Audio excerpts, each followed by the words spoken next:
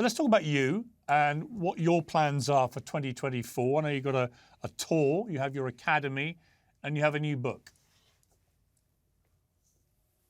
Yes, I'm finishing up what I think will be 2 books. The first one is called We Who Wrestle with God, and it's going to be an analysis of the fundamental stories of the Western world, and so that really means a biblical analysis. One book is going to focus on the Old Testament and the other on the New Testament, and I'm finishing those up now. That'll constitute the content for the tour that my wife and I are going on with some special guests, including Jonathan Pageau, that will run from February through May, 51 cities across the United States, and then off to Central and South America. And I'm very much excited about doing that and recording it and releasing those recordings live. The reason this is so important, Piers, is because our world depends on stories.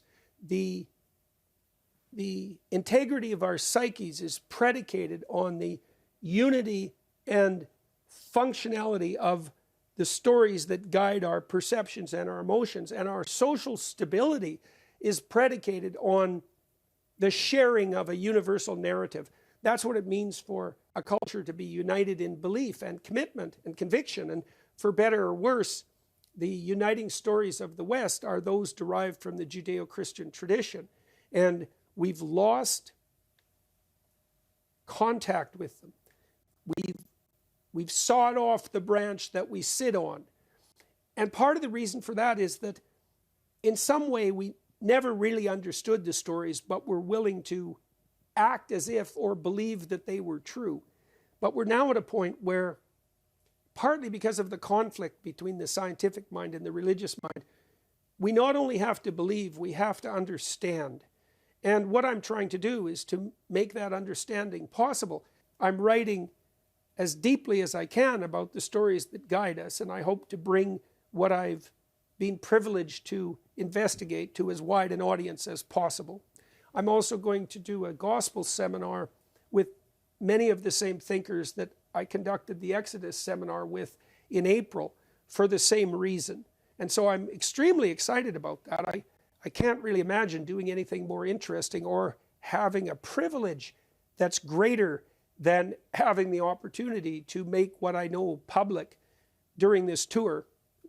As I said, a tour of 50 cities, very extensive.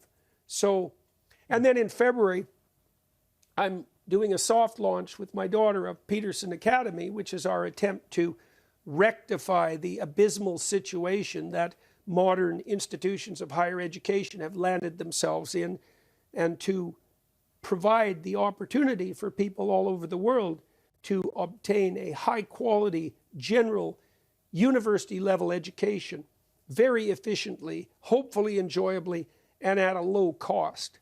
I would say we're going to drop the price of a bachelor's degree by 95%.